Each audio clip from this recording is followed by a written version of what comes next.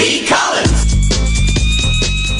Peter B. Collins, news and comment. It's Monday, August 20th, 2018.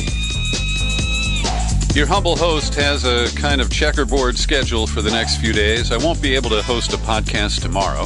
I expect to deliver one on Wednesday, and then Thursday and Friday are doubtful. We begin construction on the expansion of the secret studio on Thursday morning, and I am trying to make some arrangements to borrow a studio so that I can bring you podcasts next week.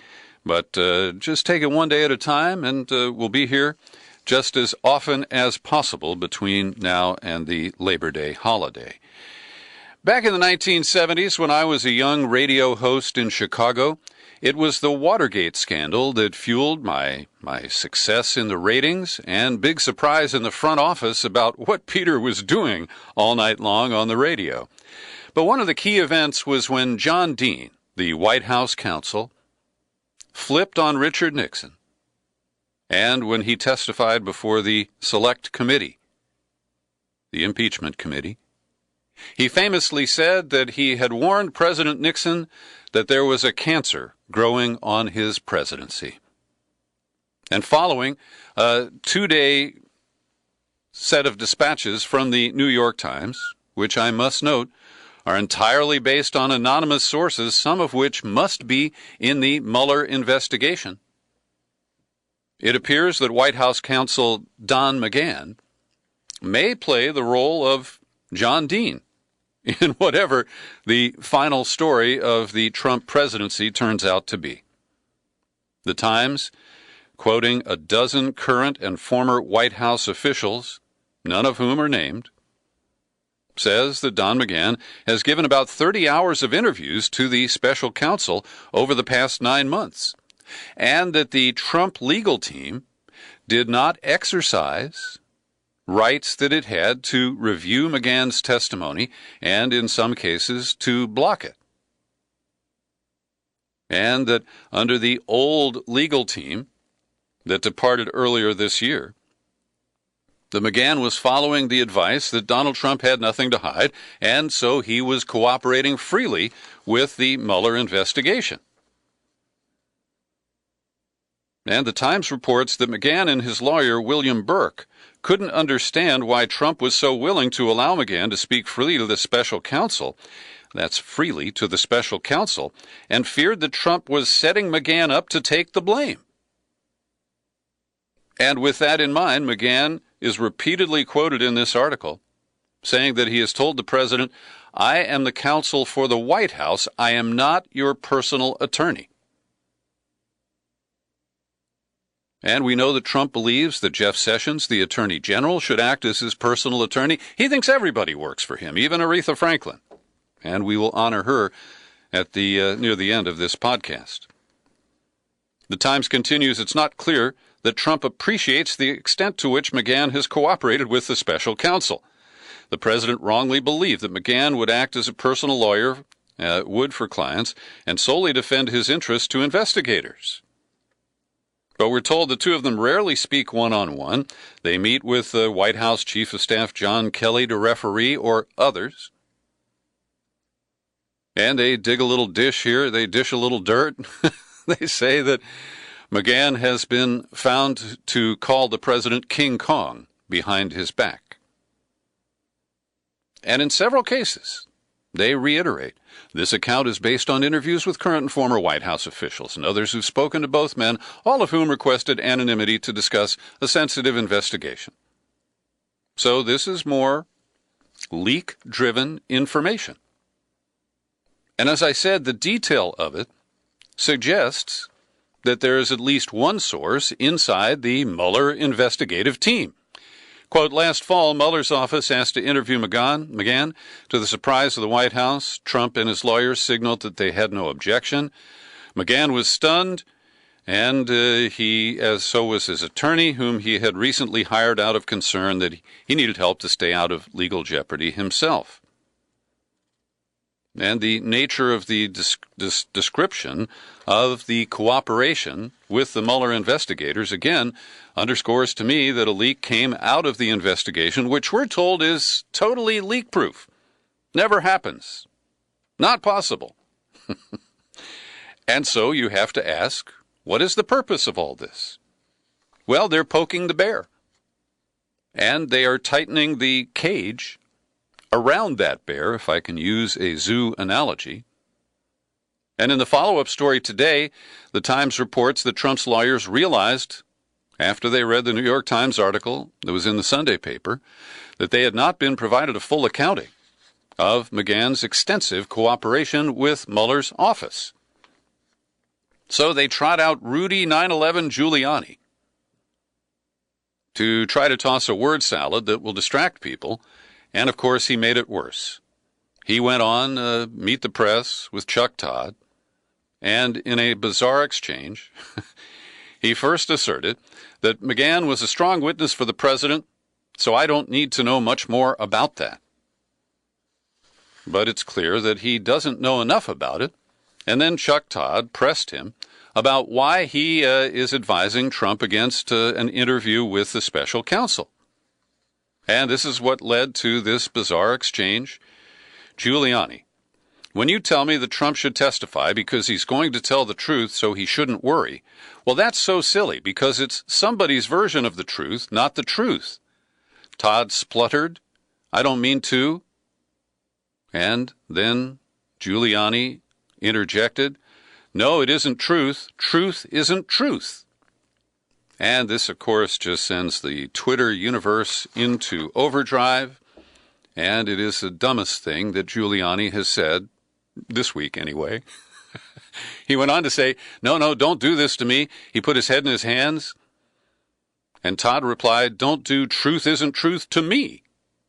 At which point, Giuliani did the only thing that came to mind. He dug deeper.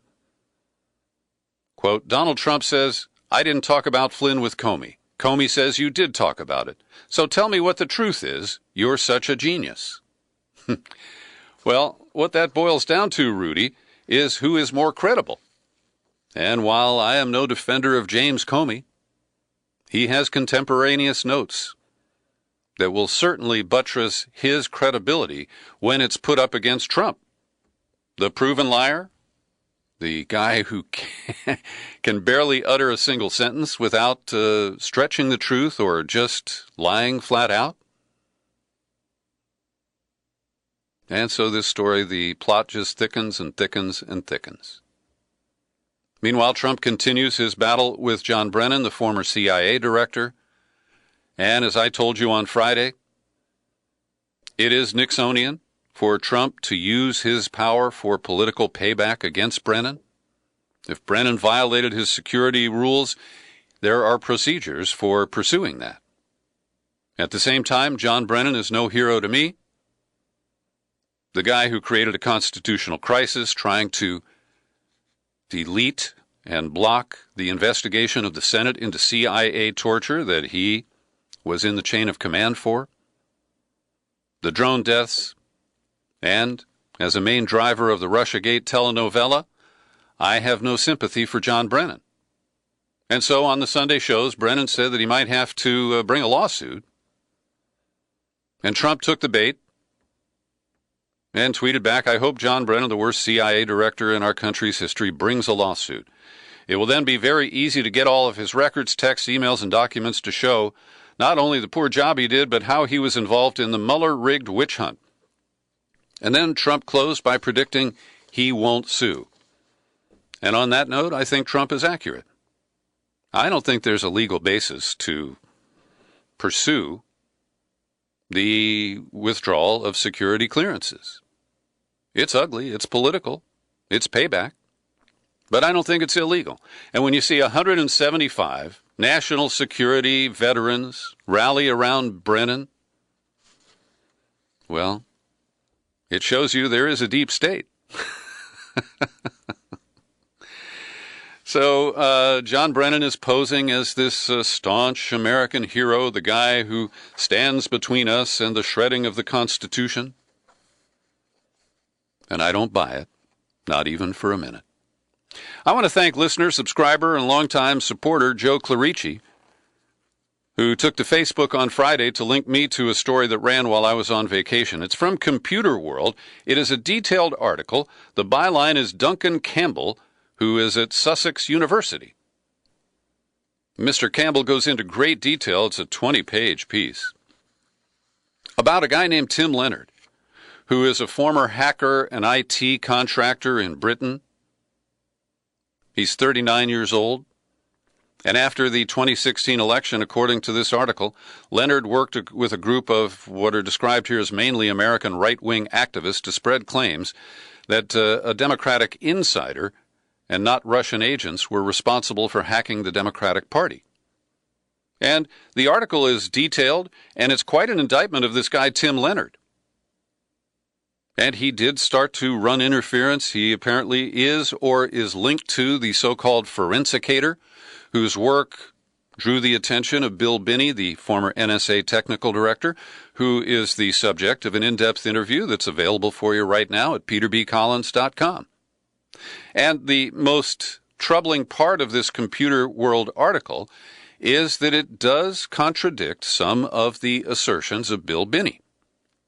I don't think that it fatally proves them wrong. What Binney admits here is that nobody really knows the location that the DNC files went to, and that we don't actually know the method. Binney's theorems that it was an insider job, that the remote hacking would have occurred at speeds not achievable by anybody who would hack remotely. I find that a worthy subject of investigation. And I don't believe it has been heavily investigated except by this professor in England who took a look at it for Computer World.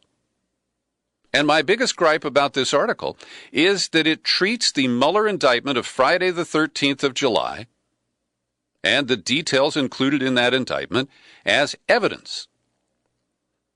And at the time, I reported that there is astounding detail in the Mueller indictments that suggests that there is evidence. But we have yet to see that evidence. This article takes the Mueller scenario, treats it largely as fact, offers some arguments to support it. But for example, based on the Mueller July indictment, the article reads, the GRU actor, that's Russian intelligence, playing Guccifer 2.0, tripped up, gave his hoax away several times. On one occasion, he made the catastrophic error of forgetting to turn on his virtual private network before logging into WordPress. The exposed address led U.S. intelligence directly to a GRU Moscow office. Now again, this is an assertion. If we ever see evidence or testimony to support that, I might find it more persuasive. But we know it was Dutch intelligence that was able to mole into the GRU if that can be substantiated. It's been widely reported, and, let's for a moment assume that it's true. And so the information about how GRU officers were looking up words in English and phrases to use that showed up shortly, hours later, in comments attributed to Guccifer, well, it could be true. But keep in mind that on the internet, any attribution can be faked. And I think it is too easy, too facile for people simply to assume that because Mueller put it in an indictment, that it must be true. So I need to follow up with Bill Binney and get his comments. He is quoted in the article as saying that Guccifer 2.0, quoted here, Binney agreed. It's clear Guccifer 2 is messing with the data. Everything he says is suspect and needs to be proven by other sources and means. I agree there is no evidence to prove where the download or copy was done. Now that doesn't mean that the Russiagate narrative, the official story, is proven, and it doesn't mean that Binney's theories are proven. And I've never said that Bill Binney is the gospel. What I believe is that his assertions, his theorems, need to be fully investigated for the public to see. And the bottom line here is that this guy, Tim Leonard, flatly blames Seth Rich, who he believes was the one responsible for the release of information from DNC servers. And we're not allowed to think about Seth Rich as a possibility here because the corporate media, using emotional statements from his parents, just tell us don't go there. Now, we are looking at 2 full years since Seth Rich was murdered. There is no suspect. There's been no arrest. There is no viable theory in why he was killed. And to rule out a likely possibility, given that Seymour Hersh tells us that Seth Rich had made contact with WikiLeaks prior to his murder, well, I'm sorry. I'm not willing to be intimidated out of pursuing all possibilities here. The other thing I would note here is that the article is rife with dismissal of conspiracy theories that don't jibe with the main conspiracy theory, the Russiagate narrative. And as you know, I bristle at this because conspiracy theory is a term that was weaponized by the CIA after the Warren Commission investigation into the Kennedy assassination. And it is always used to dismiss the inconvenient thinking of people outside the mainstream. Every day I pause for a second to thank the people who support my work here at the Peter B. Collins Podcast, and today I'll thank Joe Clarici for linking me to that article. I also want to thank Margaret Anderson, and there's Joey Perillo in Philadelphia, Wendy Gebauer, let me turn the page here, Paul Tomaselli. They all kick in $5 or $10 a month, and you can do it too. I would appreciate it if you would. We've got a lot of work to do to keep the podcast going here, to pay the bills and take care of the upgrades for the new additions, the additions to the secret studio. So I invite you to support me with a subscription. Just pop on over to peterbcollins.com, click on the menu tab, then pull down on Become a Subscriber. You land on the sign-up page. You can choose $5, $10, $20 a month. With the $50 annual subscription, I will reward you with our current bonus gift, a copy of John Dist's rock and roll CD called American University. I'd love to send one your way. Just sign up today with a $50 subscription and a mailing address in the continental U.S. Irony, hypocrisy, contradiction. Do Donald and Melania actually ever talk to one another? Well, our dear tweeter was bullying his foes on Twitter before, during, and after a talk that Mrs. Trump gave to a group about cyberbullying prevention. And she said that social media can be destructive and harmful when used incorrectly. And of course, you know, the First Lady always tries to do something good that generates publicity and that doesn't offend anybody. And we're told that she is quite aware that people are, here's a quote from Trump, Mrs. Trump back in March. I am well aware that people are skeptical of me discussing this topic. But she doesn't quite explain why people are skeptical. And, of course, Twitter had a representative at the cyberbullying summit. And their PR person, Lauren Culbertson, said, "We have strong rules against abusive behavior. One beautiful thing about Twitter is that people come to Twitter to find community and have conversations." Does she even look at her own platform? Sure, there are people coming together, and some people do have conversations on Twitter, but it's mostly a series of pissing contests. Of people going neener, neener, neener, and I know more than you do, and I am smarter than you are, and you're a useless piece of... Anyway, it's just bizarre. Meanwhile, Facebook is continuing to be pilloried by President Trump for being unfair to conservative voices, while it is purging many on the left. Facebook shut down the English language page of Telesur on August 13th. That is a television network that was created in 2005 by Hugo Chavez in Venezuela. It's supported by Cuba, Bolivia, Nicaragua, and Uruguay. And on these shores, it's entirely suspect. It is government propaganda from regimes that have socialism. And it's clearly not popular with the current government here in the United States. But after Telesur was removed from Facebook, Facebook couldn't get its story straight. So first they said that, they violated the terms of use, but they wouldn't explain why. Then a Facebook customer support agent told the network that the suspension appeared to be due to a technical glitch.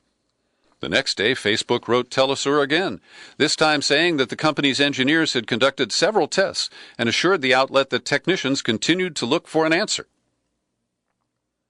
Then there was another explanation, a third one. The page was temporarily unpublished to protect it after we detected suspicious activity. But as far as I know, Telesur is not back up on Facebook. And the work of Abby Martin and other reporters is not available to the Facebook universe. And over at The Intercept, Sam Biddle writes, we have a mishmash of incompatible justifications, the latest in a long stream out of a company that struggled to create intelligible rules for acceptable content and behavior, let alone enforce them. It is a mess.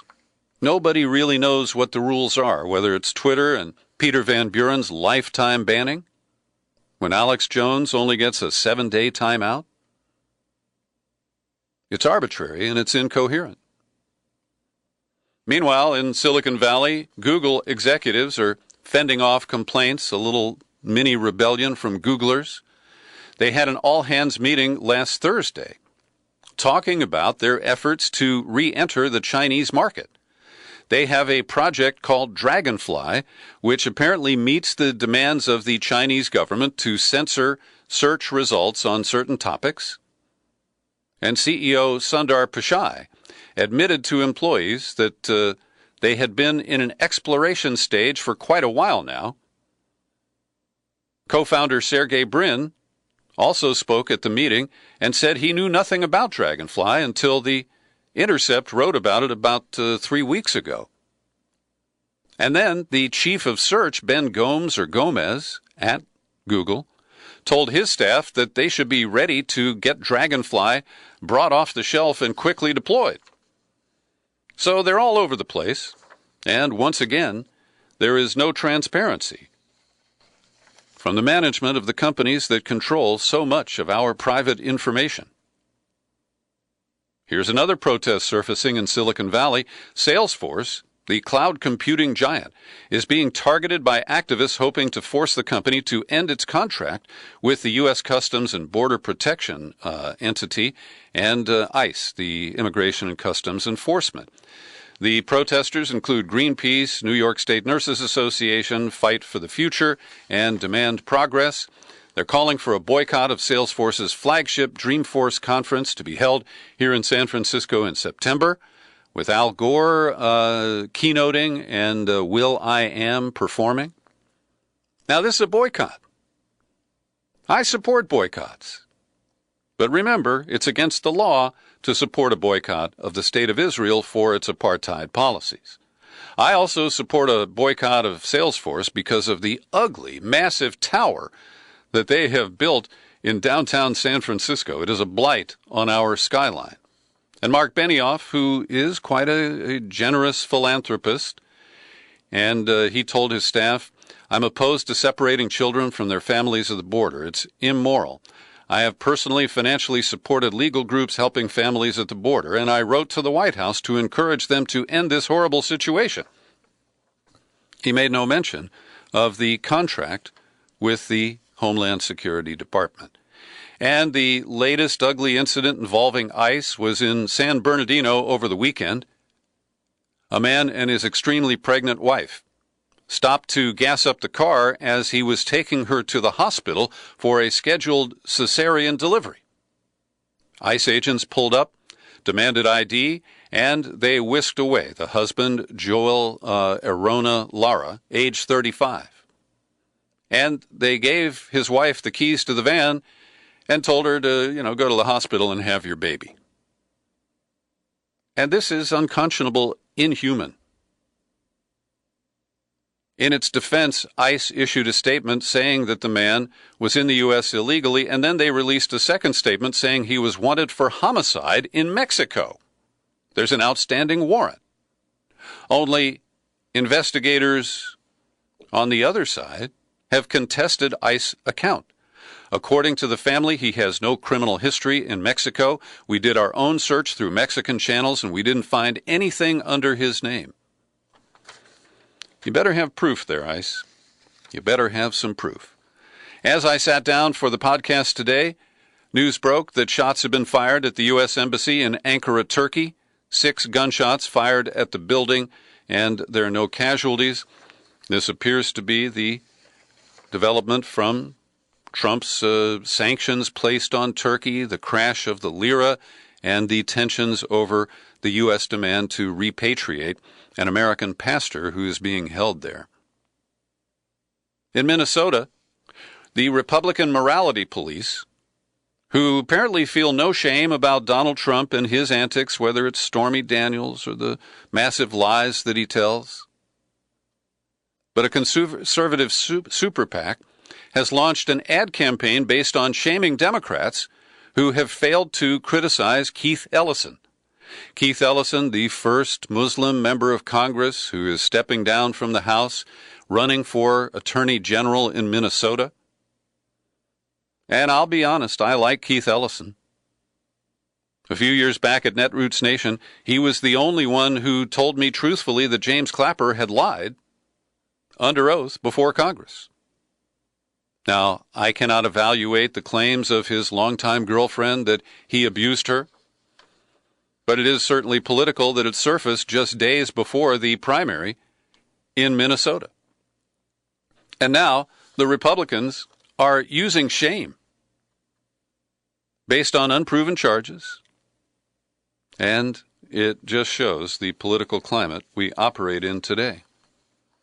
New York Times today released a bunch of emails related to Governor Andrew Cuomo of New York, and I wonder if they will be fatal to his re-election effort. There's been a swirling scandal in Albany, some of it related to the plan to spend $1 billion to support upstate New York, the so-called Buffalo Billion deal. And the emails that were ferreted out of the administration by the Times show that Todd Howe, a former aide of Cuomo's, continued to have power in the administration and was able to advocate for 2 people who were at the center of the Buffalo Billion scam. And so the linkage of this guy Howe to ongoing power in an administration that he had left does raise some eyebrows, and I will leave it to the people of New York to decide what to do with Andrew Cuomo. Fallout continues after the Pennsylvania grand jury report. At least 1,000 children who were molested by at least 300 priests over a 40-year period. One of the details that really hit me is a woman who wrote an op-ed in the New York Times Sunday about the priest who repeatedly forced kisses on her. And some of these priests were in a really bizarre fraternity, a dark fraternity, and they would give special crucifix necklaces to those they had successfully preyed upon. And those necklaces with the crucifix were the signal for other priests that this was a child who could be exploited. And Pope Francis issued a pretty lame statement today, full of shame and apology, with no promises for accountability for the widespread criminal activity and the cover-ups that ensued. It's not news anymore that Aretha Franklin passed away. I'm glad to see all the tributes that have poured out upon her passing, including those that are honest about her political support for Angela Davis, for Martin Luther King Jr., for many of the black nationalist and civil rights groups over the years. A lot of that got sanitized out of the coverage. And I put up a link to my favorite Aretha tune on YouTube, Chain of Fools. It's gotten some play in the tributes to her, but in my humble opinion, not enough. And finally today, I just want to note that every day my email inbox is filled with hysterical and deceptive emails from pro-democratic groups. Here's one from Turnout Group. It says that they need my signature today because Trump wants to ban MSNBC reporters and force us into only watching Fox News. Now, there's no basis for this whatsoever. And the idea of even if you took MSNBC off the air completely tomorrow, that we would be forced into watching Fox News? Now we have this one from Bold Pack. Peter, Rachel Maddow was just nominated for an Emmy, not an enema, an Emmy. But Donald Trump wants her banned from TV. Reporters like Maddow are the only ones holding Trump accountable. But without strong Democrats to protect them, they will be gone. The answer is to chip in $3, $5, or $12 immediately. Then there's one that's just an attempt to get my email and to get me to respond. It says, you have not responded. Your official Obama voting record will be sealed. Please respond now. Your official record states you have not responded to our poll. We need your response within 24 hours. Did you vote for President Obama? Yes or no? It's none of your fucking business. And finally, another one. I get 6 a day from Bold Pack. Breaking. On Fox News, Robert Mueller is often a bigger bogeyman than Vladimir Putin. Due to this stunning accusation in the Trump-Russia investigation, we are launching a 24-hour poll to gauge approval for Special Counsel Robert Mueller. Do you approve of Special Counsel Robert Mueller? Yes or no? Wow. These are really strange times we live in. And I thank you for listening to my views and rants and raves here on the Peter B. Collins podcast. I hope you'll share it far and wide. We post it on YouTube. And I want to say hi to our listeners in Thailand. I'm Peter B. Collins. Happy trails to you until we meet again. Happy trails to you. Keep smiling.